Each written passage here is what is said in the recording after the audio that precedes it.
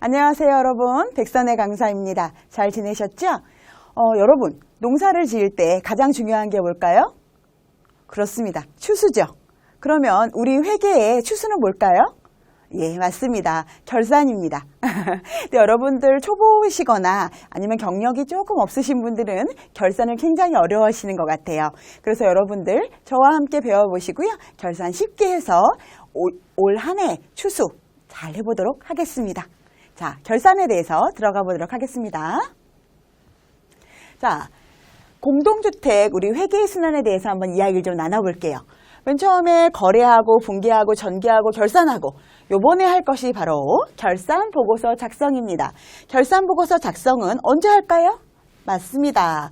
매 회기 말 12월 31일을 기준으로 하게 됩니다. 예전에는 12월 31일이 아니라 언제 7월부터 6월 말까지 혹은 9월부터 8월 말까지 하는 경우도 있었어요. 그런데 이제는 어떻게 됐죠, 여러분? 2019년부터 모든 회기는 1월 1일부터 12월 31일까지로 되어 있습니다. 그러니까 여러분께서 지금 혹시 회기를 연도를 1월 1일이라 12월 31일까지 쓰시지 않는 분은 아니 되옵니다. 꼭 1월 1일부터 12월 30일로 변경하시기 바랍니다. 회계 처리 기준에 있기 때문에 법에 어긋나는 거예요. 자, 결산이란 뭘까요, 여러분? 결산을 하기 전에 우리가 언제까지 해야 되는지 좀 알아보도록 할게요. 결산서 승인은요, 회계연도 종료 후 2개월 이내에 해야 돼요. 2개월은 언제일까요? 만약 올해로 따진다면 2021년 2월 28일까지겠죠. 근데 2월 28일인데 여러분, 우리는 누구한테 이걸 승인을 받아야 되죠? 동대표한테 승인받아야 되죠? 입주자 대표에게 승인을 받아야 되기 때문에 대부분 대표회의 시까지, 대표회의 날 보통 이익잉여금을 처분하게 됩니다. 그리고 공개는요, 홈페이지 게시판, 공동주택 관련 시스템, 공동주택 통합정보마당, S아파트 시스템 등. 여러분, S아파트 요즘 뭔지 아시나요? S아파트 요즘 새롭게 나온 전자결제 시스템입니다. 이쪽에도 여러분께서 공개를 하셔야 합니다. 이번에는 결산의 정의에 대해서 좀 이야기를 나눠볼게요. 결산은 공동주택의 1회계 기간이 끝난 일정 시점의 재무 상태와 경영 성적을 명확히 하기 위해서 장부를 마감하고 결산서를 작성하는 부기상의 결과를 총칭을 합니다. 일정 시점의 재무 상태 그리고 경영 성적을 명확하기 위해서 장부를 마감을 했어요. 이게 올해는 2020년 12월 31일이겠죠? 31일에 마감하고 결산서를 작성하는 부기상의 결과를 총칭을 합니다. 근거 법령은요, 공동주택관리법 시행령 제26조 제3항, 공동주택 회계처리 기준 제41조예요. 자, 중요 사항에 대해서 좀 이야기를 나눠볼게요. 관리주체는 아래 확정된 결산서를 작성해서 회계연도 종료 후 2개월 이내에 입주자 대표에게 제출하여야 한다. 여러분, 회계연도 종료 후 빨간 별표 땡땡 2개, 회계연도 종료 후 2개월 이내에 입주자 대표에게 제출하고요. 올해는 2021년 2월 28일이겠죠. 근데 우리는 이거 언제 제출할까요? 입주자 대표회의, 2월 입주자 대표회의 할 때 하겠죠? 2월 입주자 대표회의 때 하니까 어쨌든 2월 28일 내에 하시기 바랍니다. 그리고 결산은 해당 연도의 회계 처리 상태를 명확히 파악할 수 있도록 명료하게 작성해야 돼요. 여러분, 회계는 어떻게 해야 되죠? 간단 명료하면서도 누가 봐도 알 수 있게 그렇게 정리를 해야 되겠죠? 그리고 결산은 회계연도 말을 기준, 이제 2019년부터 1월 1일부터 12월 31일이 회계연도예요. 그렇기 때문에 회계연도 말을 기준으로 해야 합니다. 그리고 재무제표는 매월 작성을 해야 합니다. 즉 무슨 말이면 결산서와 재무제표의 구분이 뭐냐면 결산서는 1년에 한 번 작성하죠. 12월 말을 기준으로. 재무제표는 매달 작성하죠. 매월 말을 기준으로 작성한다는 이야기입니다. 미확정 채권은 귀속의 사유가 확정되지 않는 한 계상하지 않고, 계상은 계산하여 처리한다 라는 뜻이에요. 계산하여 처리. 계상하지 않고, 미확정 채무는 면책의 사유가 확정되지 않는 한 계상하여야 한다. 그러니까 미확정 채권, 연체료 수익 같은 거 있죠? 그런 거는 귀속의 사유가 확정되지 않은 한 계상하여 처리하지 않고, 미확정 채무, 우리가 줘야 될 거 있죠? 그거는 명책의 사무가 면책, 그거를 책임지지 않는다는 면책의 사유가 확정되지 않은 한 계상하여야 한다는 이야기입니다. 자, 결산서와 재무제표 비교를 한번 해볼게요.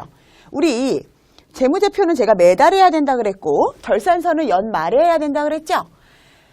재무제표에는 재무상태표, 운영성과표, 이익잉여금 처분계산서, 주석, 요거는 재무제표라서 매달 해야 되는데요, 여러분.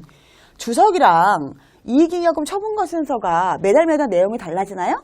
안 달라지죠. 그래서 거의 이거는 1년에 1회만 하는 경우가 많이 있습니다. 매달 변경되는 거는 재무상태표와 운영성과표가 있겠죠. 그러면 결산서는 뭘까요, 여러분? 결산서는 1년에 한 번 12월 말 기준으로 한다고 말씀드렸죠. 그거는 세입, 세출, 결산서가 포함이 됩니다. 여러분 3, 6, 9, 12, 3, 6, 9, 369 우리 3, 6, 9, 12 아시죠? 3, 6, 9, 12 우리 분기별로 하는 세입, 세출, 결산서를 첨부하셔야 한다는 이야기입니다. 예전에는 여러분들을 고통에 빠지게 했던 뭐가 있었죠, 여러분? 현금 흐름표가 있었죠. 또 자금 확인서랑 다릅니다. 이거는 현금 흐름표라는 게 있었어요. 그래서 이것 때문에 한정을 받는 단지가 굉장히 많았습니다.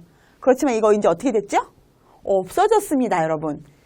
이거는 결산서나 재무제표에 포함되지 않습니다. 그리고 또 하나, 합계잔액시장표가 빠졌어요. 여러분의 합계잔액시장표가 왜 빠졌을까요? 왜 그럴까요? 미워했나봐요, 얘를. 아니죠. 재무상태표 더하기 운영성과표가 합산이죠. 그래서 여기 있는데 또 할 필요 없다고 해서 합계잔액시장표가 빠진 겁니다. 그럼 여러분 빠진 건 현금흐름표, 합계잔액시장표 쇽쇽 빠졌고요. 재무제표는 매달 해야 되는 거고 재무상태표, 운영성과표, 이익잉여금 처분계산서, 주석 그리고 결산서는 연말에 하는 건데 뭐가 들어갔다고요? 세입, 세출, 결산서가 들어갔습니다. 제가 만약에 시험을 낸다면 이 문제를 낼 것 같아요. 여러분들은 어떻게 생각하세요? 공부 요거는 꼭 외워두시기 바랍니다. 기본입니다, 여러분. 자, 결산서의 종류 아까 말씀드린 대로 재무상태표, 운영성과표, 이익잉여금 처분계산서, 주석, 세입, 세출, 결산서가 있는데 여기 보시면 하나 또 있어요. 결손금 처리계산서라고 있습니다, 여러분. 결손금은 뭘까요? 손해를 봤다는 뜻이죠. 여기는 이익을 봤다는 뜻입니다. 여러분, 아파트가 결손금 처리 계산서 쓰면 됩니까? 안 됩니까? 아니 되옵니다. 왜 안 될까요?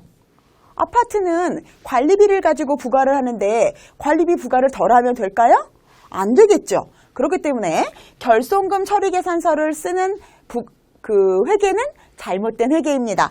우리는 무조건 이익을 봐야 돼. 이익잉여금 처분 계산서를 쓰는 것이 맞을 것 같습니다. 그리고 결산서에 추가하는 센스. 자, 자산실사. 누가 해야 되죠? 책임은 관리소장님이 있죠? 관리소장님. 자산실사 후에 집기, 공기구, 비품 및 저장품 대장을 실사를 해야 돼요. 실사가 뭐죠? 직접 눈으로 보고 실사를 한 다음에 그거를 장부에 정리하고 그 장부에 정리한 거를 어떻게 해야 될까요? 옆에다 도장을 쿵쿵쿵쿵 찍으셔야 합니다. 그리고 격리는 어떻게 해야 될까요? 자산과 뭐가 맞아야 돼요? 우리가 하는 건 뭐죠? 회계가 일치해야 합니다. 자산과 회계 일치하도록 우리 격리들은 처리해야 되겠죠? 그리고 정기요금이 종합이냐 단일계약이냐 1년에 1회 계산을 해서 대표회의에 보고 및 승인을 합니다. 여러분 이게 뭘까요? 그 전기계약은 종합으로 할 수도 있고 단일로 할 수도 있잖아요. 그런데 종합으로 하는 게 입주자들한테 유리한지 단일로 하는 게 입주자들한테 유리한지 요거를 파악해서 1년에 1회 동대표 회의에 보고하라는 이야기예요. 그러면 이제 결산서 우리 좀 상세 설명을 좀 해봐 드릴게요. 여러분 운영성과표 옛날 이름은 뭐였죠? 손익계산서였죠? 운영성과표에 대해서 좀 알아보겠습니다. 이거는 일정 기간 회계기간의 손익 현황, 수익과 비용을 나타내는 재무제표이고요. 수익과 비용의 차액은 이게 중요하죠, 여러분. 차액은 당기순이익과 손실로서 순자산에 산입됩니다. 여러분 수익하고 비용은 12월 말에서 1월로 1월 1일로 넘어갈 때 얼마가 돼요? 0원이 되죠? 그래서 여러분, 그래서 얘는 일정 기간, 회계 기간을 확인할 수 있는 거예요. 여러분 월별 손익계산서 있는데 월별 대차대조표라고 있나요? 없죠. 그 이유가 뭘까요? 대차대조표는 계속 금액이 넘어가잖아요. 그래서 만약에 0원이 아닌 상태에서 넘어가니까 뭐 10,000원이든 1,000,000원이든 1,000,000원이든 이런 상태에서 넘어가면 다음에 기간을 만약 1월 1월 1월 31일 이렇게 해주면 여기가 마이너스가 날 수 있겠죠. 그런데 운영성과표 같은 경우는 어떻죠? 1월 1일부터 1월 31일 기간을 정한다고 하더라도 그 전에가 0원에서 시작하기 때문에 여기만 기간을 정해서 확인할 수 있어요. 그래서 일정 기간, 회계 기간의 손익 현황 확인할 수 있다고 말씀을 드리는 겁니다. 그리고 수익과 비용의 차액은 당기순 이익 손실이로 순자산에 산입이 돼요. 요거는 제가 이익잉여금 처분하는 거는 뒤에 가서 상세히 설명해 드리도록 하겠습니다. 공동주택 회계처리 기준 제45조 운영성과표. 운영성과표는 회계기간 등 그 동안에 관리주체가 공동주택 관리 서비스를 제공하거나 부대 활동을 수행하기 위해 지출한 비용과 이를 위해 입주자 등 및 제3자로부터 회수한 수익을 적정하게 표시하여야 한다. 입주자한테 하는 거는 관리 수입이겠죠? 그러면 입주자 말고 다른 제3자로부터 받는 거는 관리 외 수입이 되겠죠, 여러분. 재무상태표는 예전 이름, 옛날 이름 대차대조표. 저는 손익계산서하고 대차대조표가 너무 익숙한데 이름이 바뀌어서 막 헷갈려요. 자, 대차대조표는 일정 시점 결산기 말에 재산 보유 현황, 자산, 부채, 순자산. 얘도 또 이름이 바뀌었죠? 원래는 예전에는 자본이었어요. 근데 순자산으로 바뀌었습니다. 나타내는 재무제표예요. 공동주택 회계처리 기준 제44조 재무상태표. 재무상태표는 특정 시, 어떤 시점입니다. 시점을 기준으로 하는 거예요. 그래서 1월 1일부터 뭐 3월 31일 이렇게 해야지 3월 1일부터 3월 31일 이렇게 하면 금액이 안 맞아요. 앞에가 연결되어 있기 때문에 그렇죠. 공동주택 관리사무소의 자산과 부채의 명세입니다. 및 상호관계 등 재무상태를 나타내는 재무제표로서 자산, 부채 및 순자산으로 구분하여 표시하실 수 있어요. 그리고 마지막으로 아까 이익잉여금 처분계산서. 이익잉여금 처분계산서는 뭐냐면 여러분 우리 수익에서 비용을 빼는 게 당기순이익이죠? 당기순이익입니다. 이거를 처분하는 게 이익잉여금 처분계산서입니다. 당기순이익과 또 혹시 전기에 이월된 게 있다면 전기이월 이익잉여금이라던가 단기순이익이나 이런 거를 처분하는 내용을 이익잉여금 처분계산서라고 합니다. 제가 설명 뒤에 가서 자세히 해드릴게요. 자, 주석. 이 주석을 옛날에는 없었어요. 근데 주석 작성이 의무화가 됐습니다. 주석은 재무제표, 재무상태표, 운영성과표, 이익잉여금 처분계산서상 해당 과목 또는 금액에 대한 구체적인 내용을 간결하게 설명해주는 재무제표의 일종입니다. 여러분 이거 많이 보셨을 거예요. 어디서 봤을까요? 어디서 보셨을까? 회계감사보고서. 우리 회계감사보고서에서 보셨죠? 만약에 내가 주석이 없다. 그럼 뭘 보고 하시면 될까요? 회계감사보고서를 보시고 하시면 됩니다. 거기에 주석이 있어요. 자, 주석은 다음 각호의 사항을 주석으로 기재한다. 단지 개요, 아파트 소재지, 사용 검사일, 관리 면적, 난반 방식, 관리 방식, 관리 대상, 주요 부대 시설 및 복리 시설의 현황. 그리고 관리 비용의 배부 기준. 관리 비율을 어떻게 한다. 이거는 또 어디 써 있어요, 여러분? 관리 규약에 써 있어요. 우리의 법인 관리 규약에 써 있습니다. 재무상태표 작성 시 적용한 회계처리 기준 및 관리외 손익의 인식 기준, 주요 보험 가입 명세, 주요 계약 체결 명세, 주요 계정 부속 명세, 주요 충당금 및 주요 적립금 등 그리고 3개월 이상 연체된 미납 관리비의 연체 금액을 공고를 해야 돼요. 3개월 이상. 근데 여기서 뭐를 하면 안 될까요? 동호수 기재하시면 안 됩니다. 이제 동호수. 옛날에는 우리 동호수 어떻게 했죠? 쫙 적어가지고 우리 게시판에다 공고했잖아요. 빨리 돈 내세요. 근데 이렇게 하면 되려 이제 안 돼요? 왜 안 될까요? 이젠 개인정보 보호가 굉장히 강조되는 시대죠. 개인정보 보호 때문에 안 되는 겁니다. 동호수 기재하시면 아니 되옵니다. 그리고 여기 그래서 사용 명색이 연체자의 동호수 등 기본권 침해 우려가 있는 내용은 제외 쓰시지 말아야 합니다. 그리고 계류 중인 중요한 소송사건, 여러분 만약에 무슨 이거 소송사건이 계속 있잖아요. 이런 거는 명확히 기재를 해주셔야 한다는 이야기입니다. 세입세출 결산서를 좀 볼게요.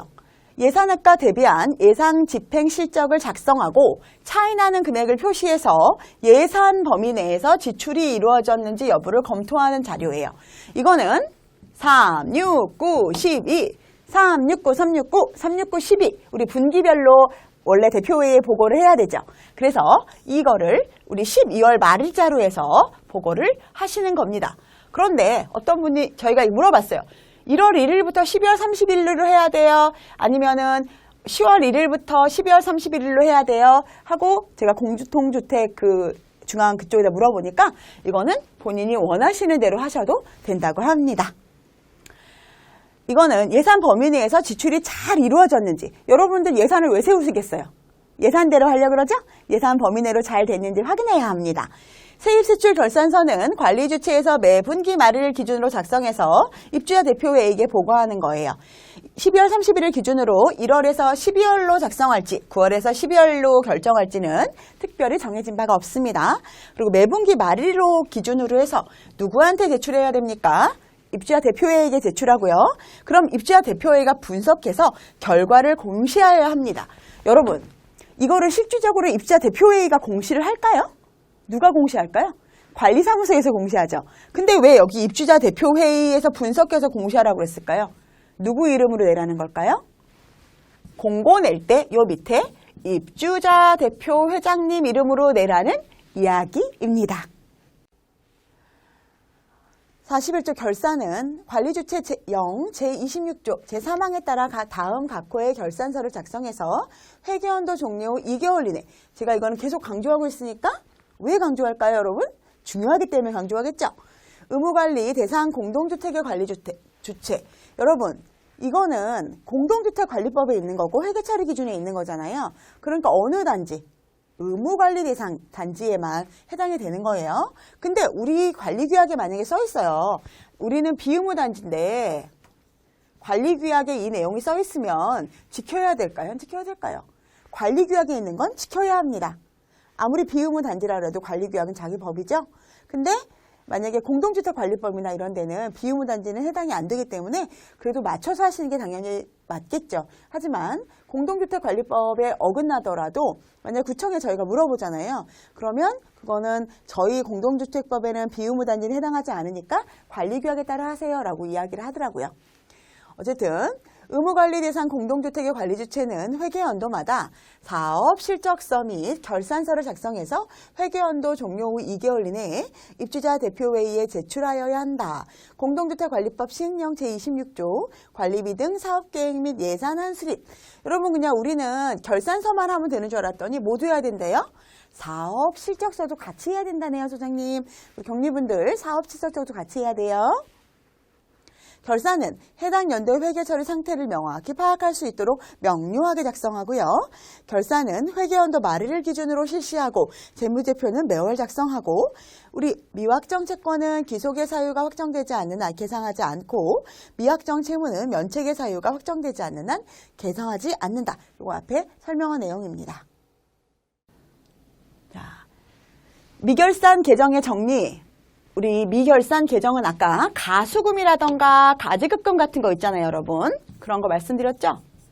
가지급금은 이미 발송되었음에도 불구하고 그 거래를 처리할 계정 과목이나 금액이 확정되지 않는 경우에 그 거래를 일시적으로 처리하기 위한 계정을 말해요. 가수금이나 가지급금이겠죠? 이게 뭔지. 근데 저는 여러분, 가수금이라는 게요. 가짜로 들어온다 이제 그런 뜻인 줄 알았어요. 근데 이게 잘 모른다. 이게 뭔지 모를 경우에 가수금, 가지금을 쓰는 줄 알았는데 가짜로 들어온다. 뭐 그런 뜻이래요. 그래서 은행에서는 가수금, 가지급금 같은 거를 거의 쓰지 않아요.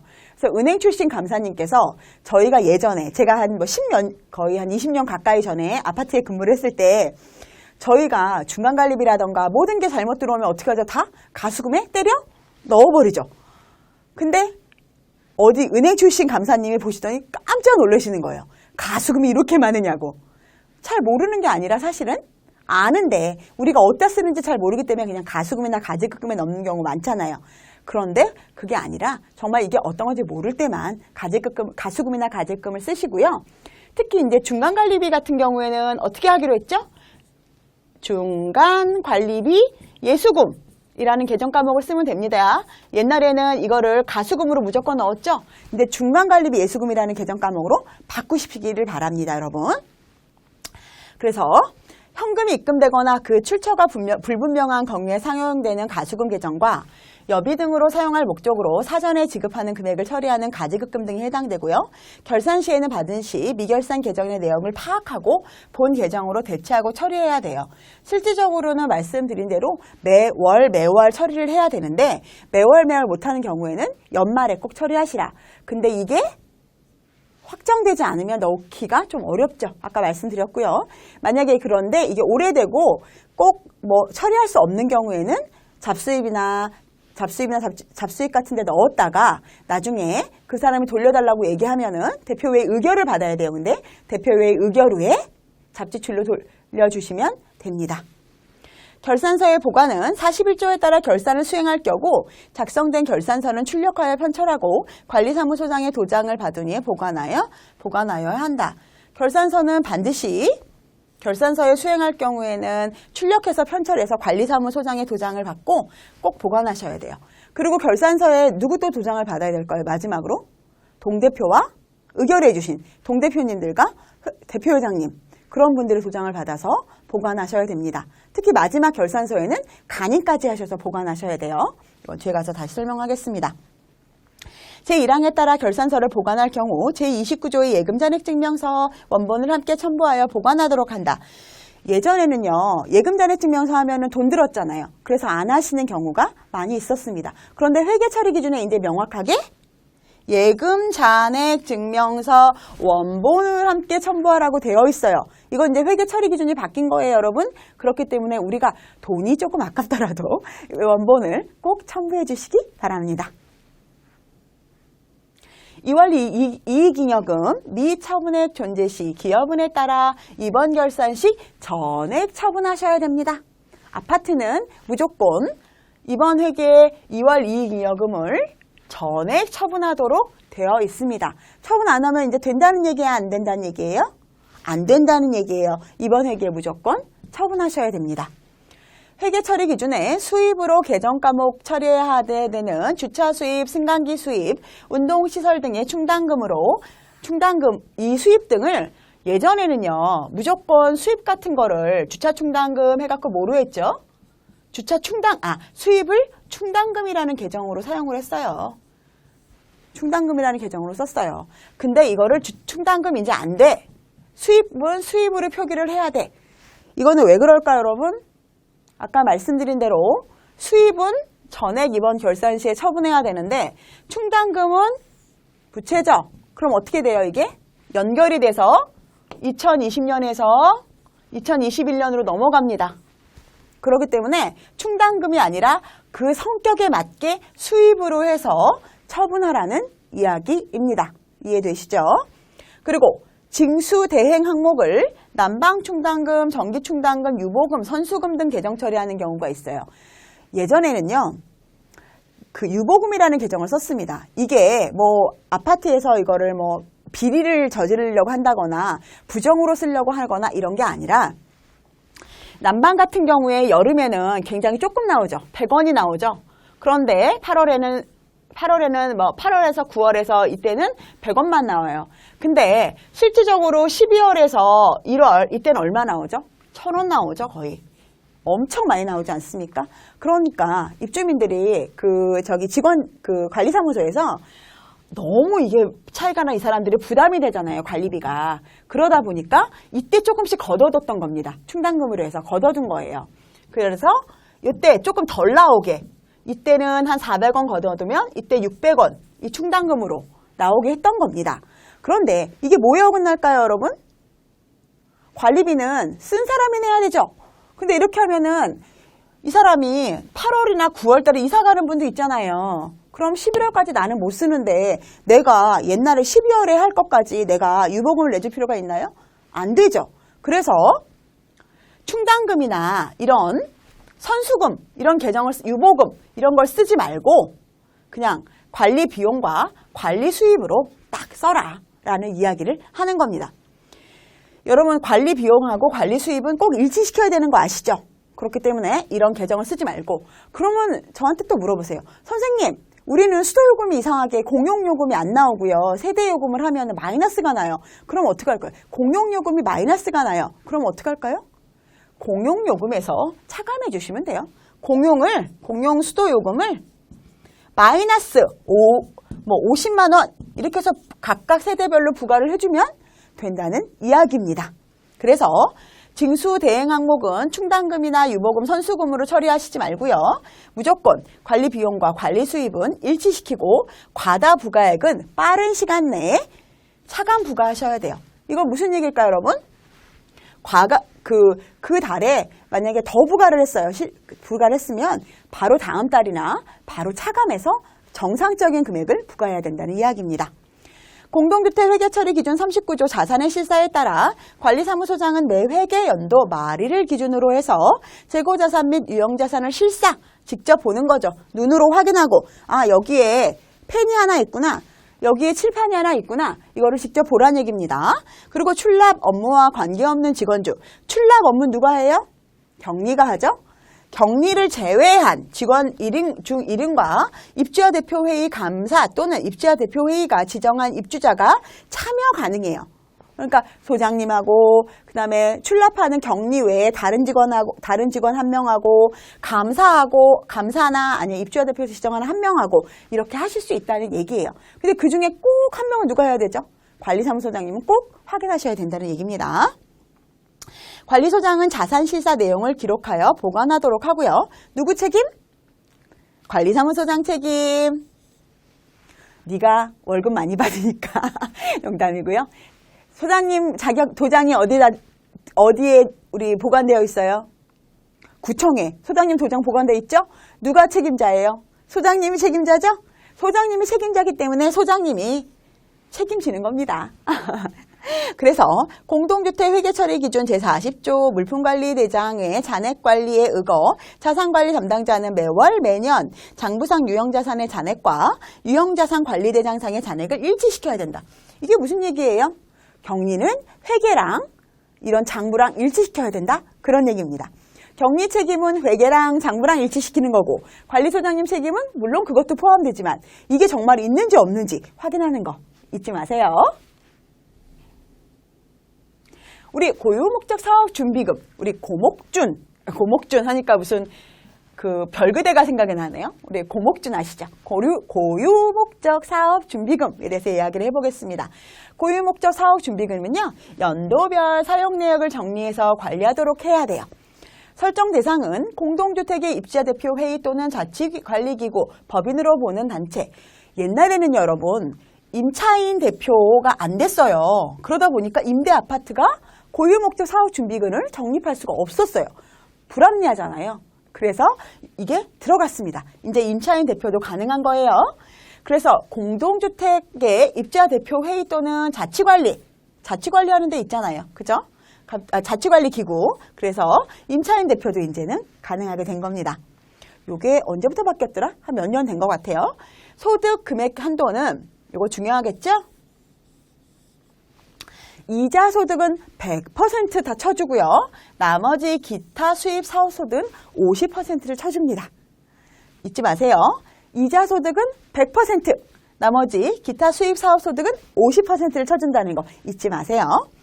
자, 송금 산입할 날인, 그 날인 속하는 사업 종료 이후에 5년 이전에 다 사용을 하셔야 돼요. 그러니까 만약에 뭐 2021년에 이게 발생을 한 것이면 5년 이후에는 이거를 다 써야 된다는 얘기예요. 안 쓰면 어떻게 하래요? 법인세에 다시 가산 산입하라고 합니다. 5년 이내에 미사용한 잔액은 입금에 산입하여 법인세에 가산하여야 합니다. 그런데 걱정하지 않으셔도 돼요. 예전에는 장기수산충당금밖에 없었기 때문에 이걸 다 사용하지 못하는 경우도 있었는데 요즘은 뭐가 생겼죠? 관리비 차감 적립이 생겼어요. 관리비 참각하면은 다 사용할 수 있죠? 장기수선비, 공동차 활성화 및 주민자치활동 촉진비, 관리비 차감 등에 사용하실 수 있습니다. 이거는 근데 우리 마음대로 막 사용할까요? 안 되죠? 어디에 있어야 돼요? 우리의 법인 관리규약, 우리 관시 아가씨한테 있어야 됩니다. 자, 회계 처리는요, 공동기여 수입과 입주자 기여 수입으로 나눠요. 여러분, 제가 한 가지 예전부터 기분 나빴던 게 있어요. 뭘까요? 우리 입주자 있죠, 입주자. 입주자는 누구죠? 입주자는 소유자예요, 여러분. 소유자예요. 그럼 입주자 등이 있죠. 이 등이 누굴까요? 등이 전세입자, 월세입자, 그런 분들 이야기합니다. 좀 기분 나쁘죠? 내가 등이라니 이러면서. 하지만 여러분은 입주민이세요. 나 민이라고 해. 아시죠? 입주민입니다. 입주자는 소유자. 입주자 등은 등등등 아닙니다. 기분 나빠하시지 마세요. 입주자 등은 전세입자, 월세입자, 임차인 이런 분들을 얘기하겠죠. 그래서 공동기여 수입은 소유자 플러스 입주자 등이죠. 소유자 플러스 뭐 전세입자, 월세입자 같은 사용자를 이야기를 하고요. 입주자는 소유자를 이야기하는 겁니다. 공동기여 수입은요, 자치단체 지원, 검침수당, 재활용수당, 예비비, 관리비 차감 등을 할 수 있고요. 우리 입주자, 우리 소유자 거는 뭘로 써야 될까요, 여러분? 소유자 돈은 장기수선충당금으로 사용하실 수 있어요. 장기수선충당금으로 적립하실 수 있는데, 여러분 장기수선충당금은 뭐죠? 우리 아파트 시설을 좋게 하기 위해서 큰 공사를 할 때 쓰기 위해서 모아두는 돈이잖아요. 그거는 입주자들이, 소유자들이 내가 번 돈이니까 내가 모아놓다가 내 아파트 재산 좋게 만들 때 쓸 거야. 그래서 장기수선충당금으로 적립하는 겁니다. 이해되시죠? 다시 한번 말씀드리면 공동기여 수입은 소유자 플러스 사용자, 입주자 등이고요. 입주자 기여 수입은 입주자, 말 그대로 소유자만 가능하다는 이야기입니다. 입주자 기여 수입은 장기수선충당금으로 적립하실 수 있고요. 공동기여 수입은 다른 우선 지출 비용과 관리비 차감 등으로 사용하실 수 있고요. 이거는 어디에 있죠? 역시 우리 관시 아가씨 관리규약에 있다는 거 잊지 마세요. 기태사항 발음도 안 되네요. 현재 고유 목적 사업 준비금에 대한 회계 처리에 관한 의견이 회계사마다 약간 의견이 상이에요. 근데 여러분, 근데 제가 이제 얘기를 드리면 사실은 회계하는 거가 이제 보시면 여기 제가 이쪽에 쓸게요. 고유 목적 사업 준비금을 부채를 썼다가 바로 지워버리거든요. 회계 처리는. 이렇게 하면 회계 처리가 맞아요? 틀려요? 틀리죠? 근데 이게 왜 이렇게 넣냐면은 세무상으로는 맞기 때문에 그래요. 세무상으로는 이 고유목적 사업준비금을 넣어야지만 세무상으로 확인이 되겠죠. 그래서 세무가 맞느냐, 회계가 맞느냐, 세무 대 회계로 막 싸웠어요. 근데 이거는 제가 고유목적 사업준비금 회계 처리를 하세요, 마세요? 제가 얘기할 수 있을까요? 저는 못하죠. 왜냐하면 저는 힘이 없으니까. 누가 결정할까요? 위탁사에서 결정을 합니다. 일반적으로 위탁사에서 우리는 회계처리 기준을 하는 게 맞다고 생각해 라고 하면 위탁사에서 회계처리 기준을 하도록 하고요. 아니야, 우리는 맞지 않아 라고 생각하면 처리하지 않는 걸로 하셔야 합니다. 한동안 이게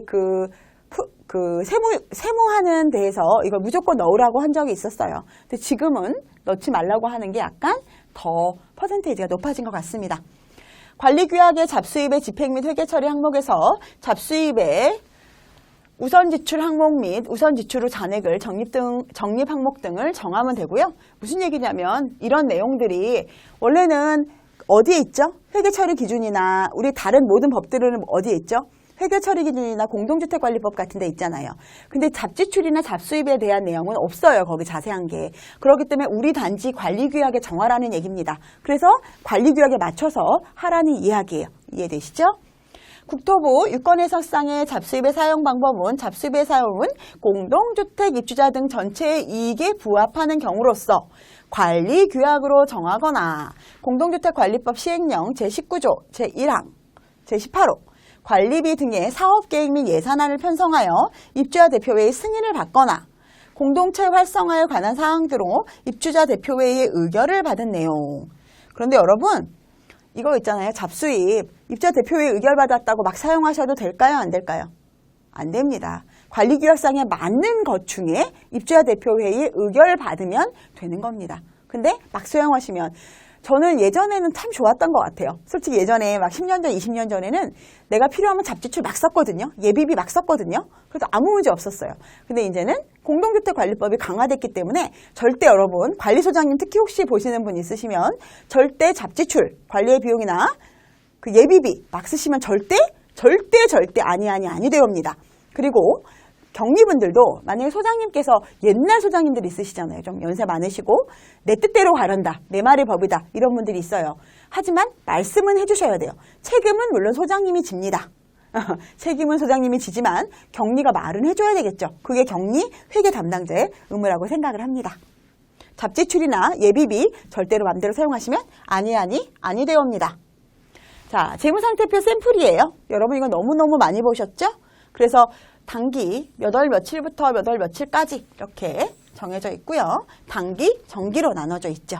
이거는 뭐 설명 안 해드려도 여러분 잘 아실 거예요.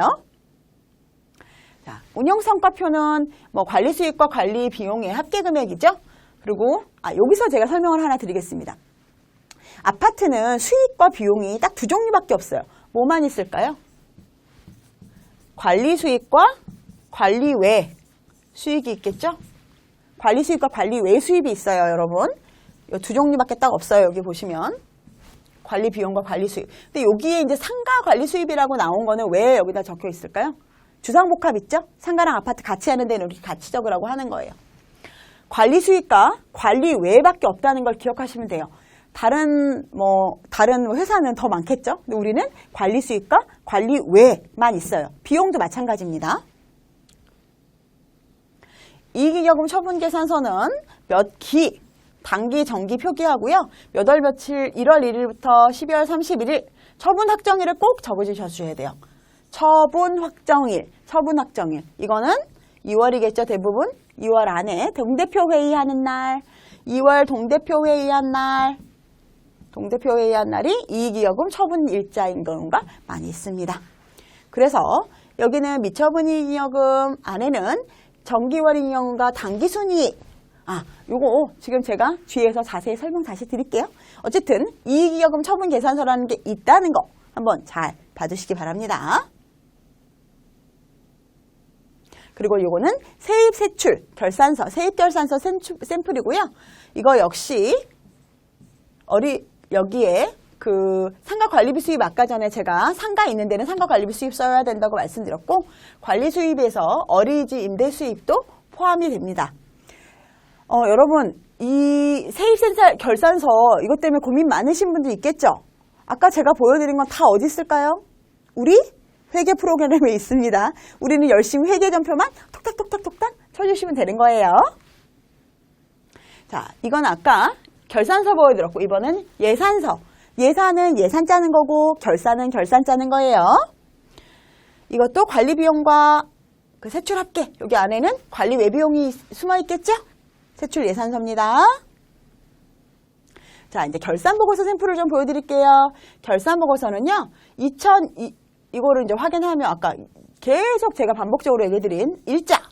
그리고 뭘 해야 되죠? 보고일자랑 승인일자를 기재를 해주시고요. 그리고 승인은 누가 하죠? 입주자 대표회의가 하고요. 확인, 감사님이 합니다. 그런데 이거를 같이 붙여 쓰는 경우도 있어요. 여기 옆에다가 이렇게 감사님 칸까지 같이 치시는 경우도 있으세요. 그리고 결제는 누가 받죠? 우리 관리주체가 받습니다. 나경리, 김과장, 오소장님이 받으시는 거예요. 자, 그러면 회계기간 아까 확인하라고 말씀드렸죠.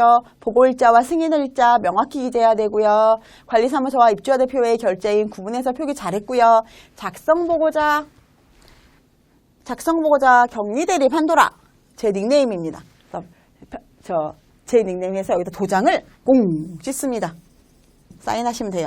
그리고 에디파 아파트 관리사무소, 우리 드림잡 아파트 관리사무소 이렇게 표기하시면 되고요. 요건 아까도 계속 설명드린 내용입니다. 자, 결산서 우리 종류를 좀 이야기 나눠볼까요? 결산서의 종류에는요, 공동회계 처리 기준에 있어요, 여러분. 아까 설명 다 드렸죠? 그리고 이익잉여금 처분계산서 작성 시 이미 산입된 장기수선 충당금 이자 수입은 미산입. 이거는 무슨 얘기인지 제가 설명을 좀 드릴게요. 여러분, 장기수선 충당금 할 때 어떻게 되죠? 장기수선 이자가 발생을 하면 장기수선, 장수선 예금이 있어요.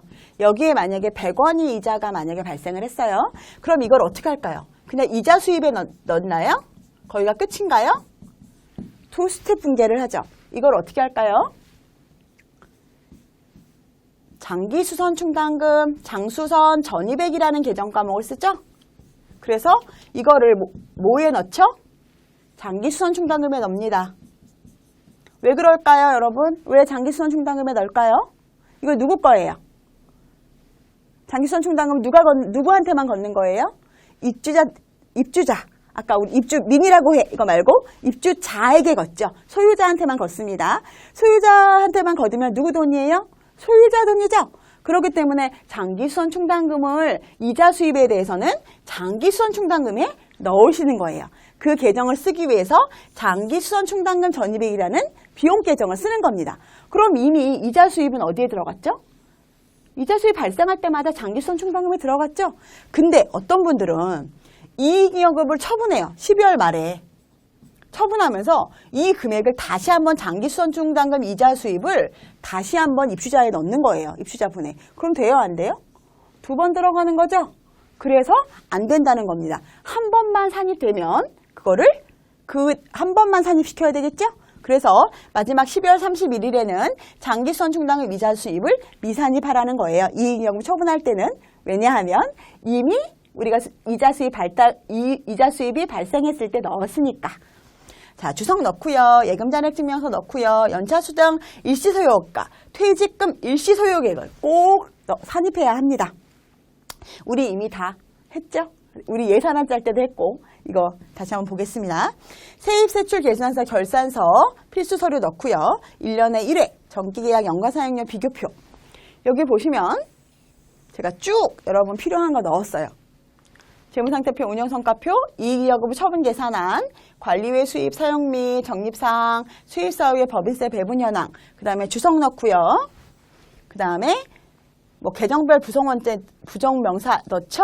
요거 꼭 넣고, 통장 실물 확인서부터 시작해서 잔액증명서, 관리비 채방 명세서, 체납세된 독촉 및 회수 방안, 연차 수당 및 일시 소용의 산출 내역, 퇴직금 일시 소용의 산출 내역, 합잔. 저는 합잔 넣었는데 합잔 안 넣으셔도 되겠죠? 합잔 말고 뭐 넣어야 되죠? 이거 2개만 있으면 되니까. 근데 저는 이것도 넣었습니다. 그리고 자금흐름표. 자금흐름표는 현금흐름표 아닙니다, 여러분. 그리고 장기수선 충당금 적립 및 사용 명세서 1년에 1회 3월에 보고해야 됩니다. 장기수선 충당금 적립 및 사용 명세서는 1년에 1회 3월에, 내년 3월이죠. 내년 3월에 보고해야 돼요. 세입결산서, 세출결산서, 그리고 고유목적 사업준비금 사용명세서, 마지막으로 정기계약 종합 및 단일에 따른 연간사용용 비교표. 굉장히 많죠, 여러분. 굉장히 많으나 하시기 바랍니다. 이거 다 하셔야 되는 거예요. 여러분 단지에 있는 것만 해야 되는 거예요. 단지에 있는 것만 하시는데 꼭 해야 될 거는 아까 결산서에 꼭 나와야 되는 것들 있죠? 이런 거는 꼭 하셔야 됩니다. 여러분 이건 아니네요. 재무, 운영, 이익잉여금, 주석, 그리고 하나 세입결산서, 세출결산서. 요거는 꼭 넣으셔야 되고요. 나머지 것들은 여러분 있는 거 넣으시면 됩니다. 자, 어려운 결산에 대해서 1차로 먼저 공부를 좀 해봤어요, 여러분. 어려우셨나요? 아니면 제 설명이 귀에 쏙쏙 들어오셨죠? 라고 믿겠습니다. 여러분 궁금하신 사항이 있으시면은요, 우리 게시판에 올려주시고요. 명칭이나 이런 거는 조금씩 달라지실 수 있어요. 그러니까 제 걸 보고 나는 꼭 저걸로 해야 되나 보다라고 생각하시는 게 아니고 그 단지 상황에 맞춰서 하셔야 되고요.